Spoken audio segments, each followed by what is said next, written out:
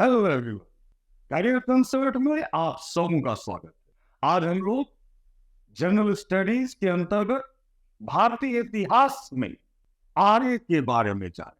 हमारे भारतवर्ष को आर्यावर्त भी कहा जाता है और इतिहासकारों का यह मानना है कि आर्य विदेशी भूमि से भारत आए और यहां आकर एक नई संस्कृति और सभ्यता को जन्म दिया, जिसे हम आर्य संस्कृति या सभ्यता के नाम से जानते। भारत में आर्यों का भारतीयकरण हुआ और भारत का भी आर्यकरण हुआ, इसलिए तो भारतवर्ष को आर्यावर्त कहा गया। सवाल यह उठता है कि यह आर्य कौन थे, कहां से आए, भारत में कब प्रवेश किया इन्होंने। इन सब के विषय में आज हम लोग इस वीडियो में चर्चा करेंगे। वीडियो प्रारंभ करने से पहले आप सबों से यह रिक्वेस्ट करना चाहूंगा कि हमारे चैनल करियर कंसर्ट को सब्सक्राइब करें, बेल बटन दबाएं, ताकि जब भी इस इंपॉर्टेंट टॉपिक्स पर जीएस पॉइंट ऑफ व्यू से वीडियोस बने तो वो आप तक सहजता के साथ पहुंच सके। आइए आज हम लोग आर्यों के बारे में जाने। कौन थे आर्य, भारत में इनका प्रवेश कब हुआ, ये मूलतः कहां के रहने वाले थे, इन सब बिंदुओं पर चर्चा होगी आज के वीडियो में। आर्य, ऋग्वेद में आर्यों से संबंधित जानकारी मिलती और सबसे प्रमाणिक और सबसे प्राचीन पुस्तक ग्रंथ माना जाता है ऋग्वेद को। हालांकि मैंने वैदिक साहित्य पर भी वीडियो डाला है और निश्चित रूप से आर्यों को जानने से पहले आपको वैदिक साहित्य का भी अध्ययन करना चाहिए। हमारे ऋग्वेद में 33 बार 33 टाइम्स आर्य शब्द की चर्चा है। 33 बार आर्य शब्द की चर्चा की गई है। अब प्रश्न यह उठता है कि आर्य शब्द किसका व्यंजक है, आर्य शब्द से क्या तात्पर्य है, आर्य शब्द आया क्यों। हालांकि आर्य शब्द का संस्कृत शब्द है ये, जिसका अर्थ होता है कुलीन या श्रेष्ठ, एलीट क्लास, इसका शाब्दिक अर्थ है। लेकिन आर्य शब्द यहाँ भाषाई समूह का व्यंजक है। एक समान भाषा बोलने वाले लोग, भारूपीय भाषा बोलने वाले लोग। तो यहाँ यह प्रश्न कई बार आईएएस के एग्जाम में भी पूछा गया है कि आर्य शब्द किसका व्यंजक है, तो यह भाषाई समूह का व्यंजक है ना। और इसका शाब्दिक अर्थ होता है कुलीन या श्रेष्ठ। और इनकी जो भाषा थी इसको इंडो यूरोपियन भाषा कहा गया है, भारतीय भाषा। और इसी से संस्कृत का भी विकास हुआ, लैटिन का भी विकास हुआ, ग्रीक भाषा का भी विकास हुआ, इसी भाषा से, है ना। एक समान भाषा बोलने वाले लोग। इनके प्रारंभिक स्वरूप की अगर हम बात करें तो आर्य जो थे वो जनजातीय जीवन जीने वाले, कबीलाई जीवन जीने वाले, इधर उधर भटकने वाले लोग, चारागाह की तलाश में, पशुओं की तलाश में, क्योंकि इनका मूल धन जो था ना, एसेट, वो पशु ही था। तो पशुओं की तलाश में इधर उधर भटकने वाले लोग, है ना। बिल्कुल सरल और सहज जीवन। आर्यों में ना तो कोई जाति थी, ना ही वर्ण विभाजन था, ना ही वर्ग विभाजन था। बिल्कुल कबीलाई स्वरूप था, जनजातीय स्वरूप था। मूलतः चरवाहे थे, लेकिन योद्धा थे, रथों पर आरूढ़ थे। इनके पास रथ, अस्त्र शस्त्र होता था, क्योंकि नए नए स्थानों पे जाते थे, चारागाह की तलाश में, पशुओं की तलाश में, जहां स्थानीय लोगों के साथ इनका संघर्ष भी होता था। तो इनका प्रारंभिक स्वरूप जो है वो कबीलाई है। और आर्य जो थे वो कई कबीलों में विभक्त होते थे। हर एक कबीले का अपना एक नाम होता था और वही उनकी आइडेंटिटी होती थी। उस कबीले के जो सदस्य थे वो आर्य थे, सभी योद्धा थे।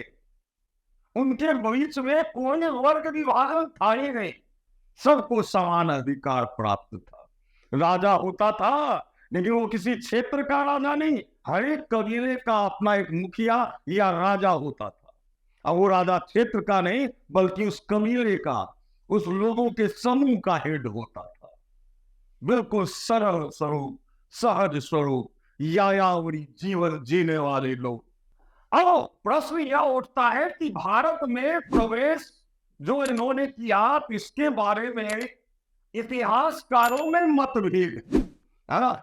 लेकिन जो मान्य मत है, ये देखिए हिंदुस्तान का ये बॉर्डर जो हम इसको नॉर्थ वेस्ट कह सकते हैं, क्योंकि भारत के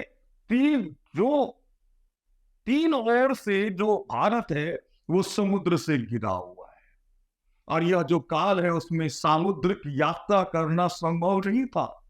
स्थल मार्ग से ही यात्रा की जाती थी। तो भारत का जो प्रवेश द्वार था वो भारत का नॉर्थ वेस्ट का इलाका, जहां इंडस नदी और उसकी सहायक नदियां बहती थी। ये सिंधु नदी और उसकी सहायक नदियों का क्षेत्र है। आर्य लोग भी जो भारत आए, मान्य मत के अनुसार आर्य कबीला, सारे आर्य एक साथ भारत नहीं आए, क्योंकि कबीलों में विभक्त थे। 1500 ईसा पूर्व के आसपास आर्यों का आगमन भारत में मध्य एशिया होते हुए, ईरान, इराक, ये क्षेत्र होते हुए, हिंदू कुश पर्वत श्रृंखला होते हुए, गोलन और खैबर दर्रे के रास्ते भारत में प्रवेश किया, भारत की उत्तर पश्चिम से। और वो क्षेत्र था सिंधु नदी और उसकी सहायक नदियों का क्षेत्र, जिसे ऋग्वेद में सप्त सैंधव प्रदेश कहा गया है, जो आज का अफगानिस्तान, पाकिस्तान, पंजाब, हरियाणा, जम्मू और कश्मीर का क्षेत्र था।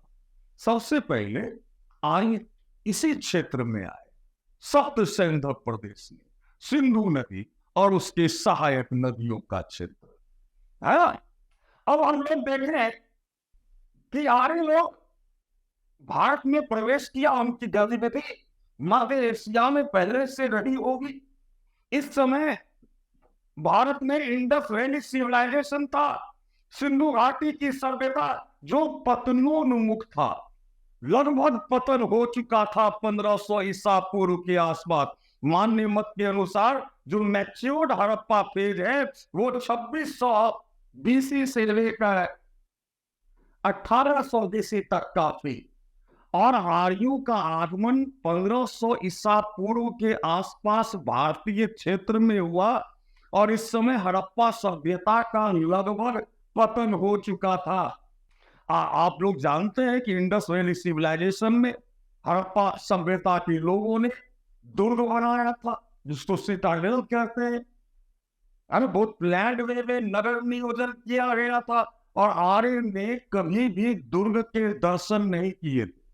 नगर रिक्त था पतन के कारण।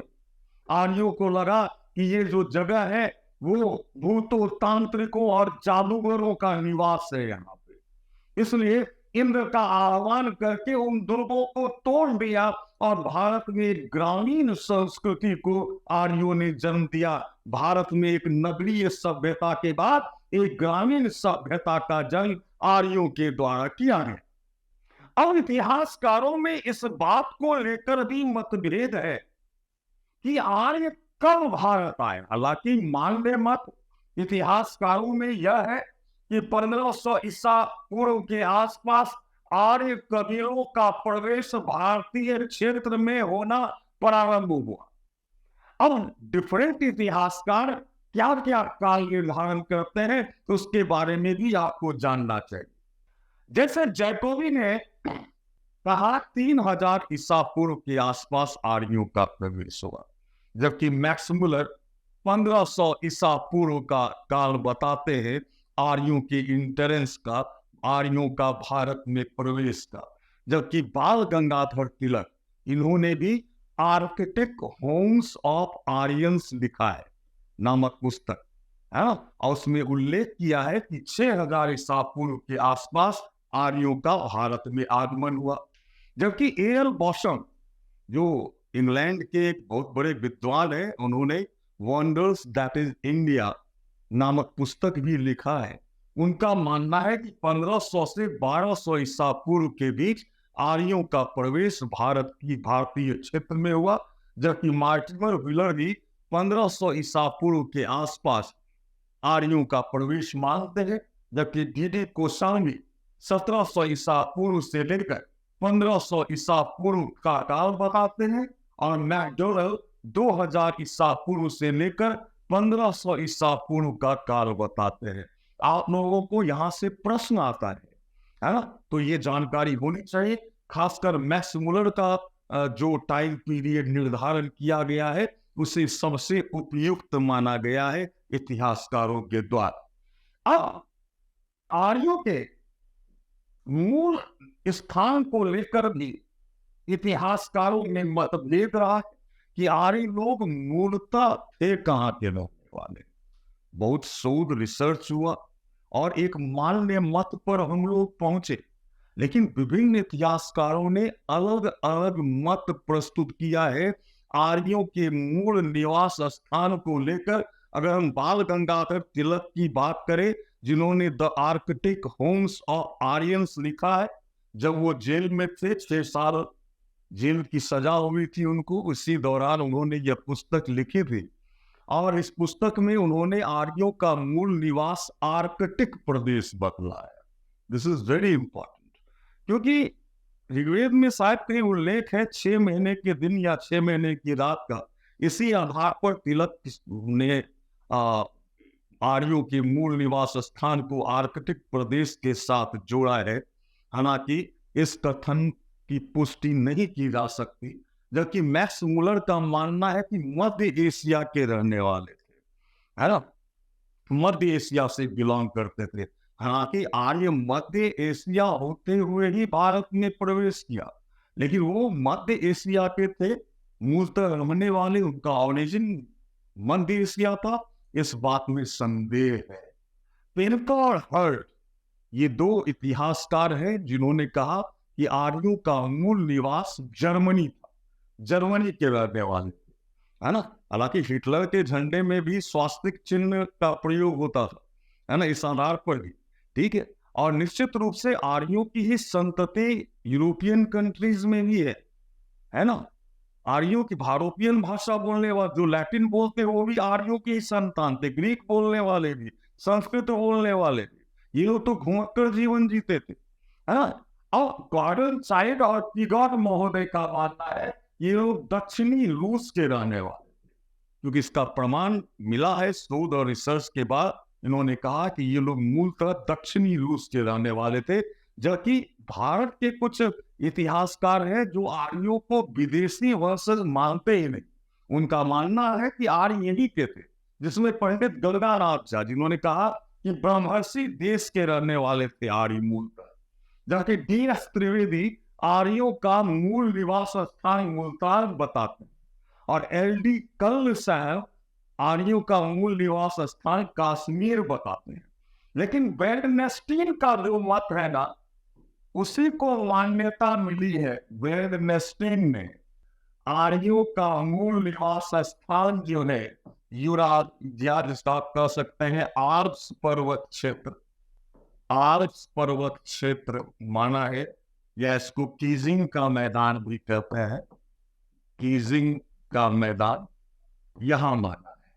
और सबसे अधिक मान्यता जो है वेडनेस्टीन के मत को दी गई है, और मान्य मत के अनुसार आर्य लोगों का मूल निवास स्थान जो था वो आल्प्स पर्वत क्षेत्र पर था, क्योंकि जो भी प्राचीनतम प्रमाण मिला है आर्यों से संबंधित वो यही से मिला है, और इसी के आधार पर यह निर्णय लिया गया है। तो अब हम लोग आगे बढ़े। जैसा कि मैंने बताया कि आर्यों का जो स्वरूप था कबीलाई स्वरूप था, है ना, बिल्कुल जनजातीय जीवन जीने वाले लोग, कबीलाई जीवन जीने वाले लोग, एक समान भाषा बोलने वाले लोग, जिनके अंदर कोई विभाजन नहीं, पशु चारक थे, यायावरी जीवन जीते थे, लेकिन योद्धा थे। मूल धन इनका पशु होता था, पशु अर्थात गाय, गाय सबसे इंपॉर्टेंट, बैल घोड़ा भी बहुत ही इंपॉर्टेंट, है ना। कभी जो कबीला होता था उसको जन कहते थे, जन, है ना। कई कबीले थे आर्यों के, और कबीले को जन कहा जाता था। राजा को जनस्य गोपा या गोप्ता कहा जाता था। ऋग्वेद में भी पंच जन की बार बार चर्चा की गई। और ये पंच जन में कौन कौन कबीले शामिल थे? तो यदु, द्रुहु, पुरु, अरु, तुर्वस, ये पंच जन थे। 5 आर्य कबीला जिसकी चर्चा ऋग्वेद में कई बार की गई है। लेकिन सबसे महत्वपूर्ण कबीला जो था वो भरत कबीला था। भरत कबीला जिसके शासक वर्ग को त्रित्सु कहा गया है। भरत कबीले के शासक वर्ग को त्रित्सु कहा गया है। सृंजय और कृवि, सृंजय और कृवि कबीला भी भरत कबीला से अटैच्ड थे, उनके साथ थे, है ना। पुरु कबीला जो है उसको मृगवाच कहा गया। मृगवाच का मतलब होता है, मृग मतलब कटु, कड़वा वचन बोलने वाला, मृगवाच। और त्रास दस्यु भी कहा गया है पुरु कबीले को, है ना। त्रास दस्यु मतलब शत्रुओं का संहार करने वाला, त्रास दस्यु, है ना। ऋग्वेद में यह लिखा हुआ है कि यदु और तुर्वस कबीले को इंद्र बाद में भारत बुलाए, है ना। जबकि इतिहासकारों का मानना है कि यदु और तुर्वस कबीला बाद में पर्सिया से भारत आए, जिसको ईरान का क्षेत्र कहते हैं, पर्सिया से वो भारत आए थे, ऐसा मानना है इतिहासकारों का। ऋग्वेद में यह भी उल्लेखित है कि भरत कबीले ने दृषद्वती नदी, अपाया नदी और सरस्वती नदी के तट पर यज्ञ किया था। ऋग्वेद में नदी स्तुति में कई नदियों की चर्चा की गई है। एक वीडियो ऋग्वेद में नदियों का उल्लेख पर भी बनाऊंगा, और बहुत जल्द बना के मैं आप लोगों को इसकी सूचना मिलेगी। अगर आप लोग हमारे चैनल को सब्सक्राइब किए हैं, बेल बटन दबाया है, बहुत जल्द वीडियो बना के, ऋग्वेद में कई नदियों की चर्चा है और यहाँ से काफी प्रश्न पूछे जाते हैं। तो ऋग्वेद में यह चर्चा मिलती है कि भरत कबीले ने दृषद्वती नदी, अपाया नदी और सरस्वती नदी के तट पर यज्ञ करवाया था। यह सूचना मिलती है हमें ऋग्वेद से। ऋग्वेद के 7वें मंडल में, very very important point, Rigveda के 7वें मंडल में 10 राज युद्ध की चर्चा है। 7th मंडल, आपको मालूम है कि ऋग्वेद में 10 मंडल, 10 वॉल्यूम, वॉल्यूम को मंडल कहा गया।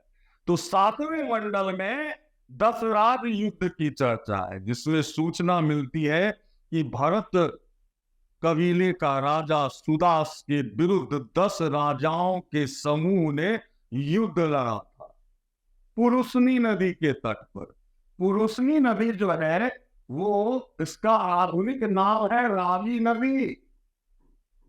यह युद्ध बहुत ही इंपॉर्टेंट है, जिसमें एक तरफ भरत कबीले का राजा सुदास था और दूसरी तरफ 10 राजाओं का समूह था। 10 राजा, इन 10 राजा में 5 आर्य राजा था, जो पंचजन का उल्लेख है, अनु, द्रुहु, यदु, व्रीहि, तुर्वस, ये पंचजन थे। और साथ में 5 अनार्य राजा भी थे। इन 10 राजाओं के समूह में 5 आर्य राजा और 5 अनार्य राजा थे। इसका मतलब आर्यों का संघर्ष आर्यों के साथ भी हुआ और अनार्य के साथ भी हुआ था। ये अनार्य राजाओं में पंचजन तो मैंने चर्चा कर दिया है, मतलब 5 आर्य राजा।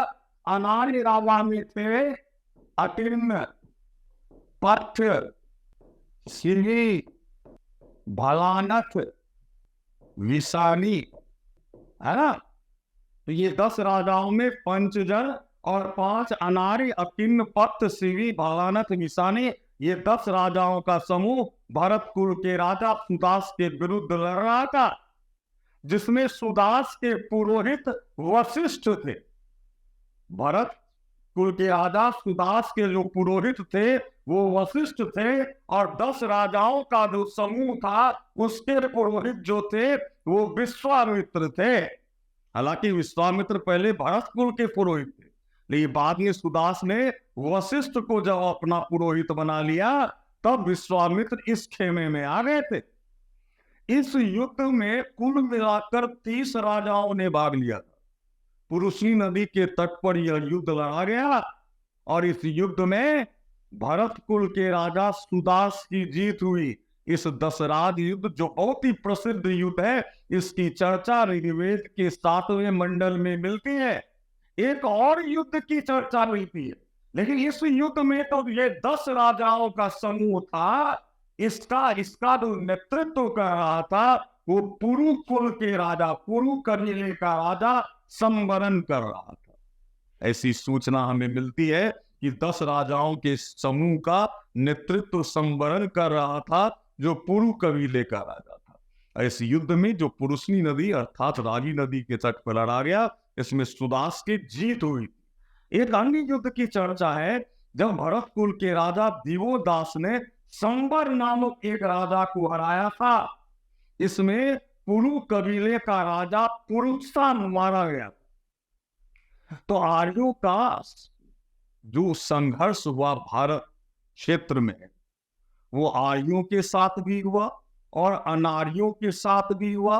अनार्यों में खासकर इस समय भारत में कई ताम्रपाषाण कालीन संस्कृतियां थी, तो उनका संघर्ष लाल और काला मृदभांड संस्कृति वाले लोगों से और गैरिक मृदभांड संस्कृति वाले लोगों से संघर्ष हुआ आर्यों का।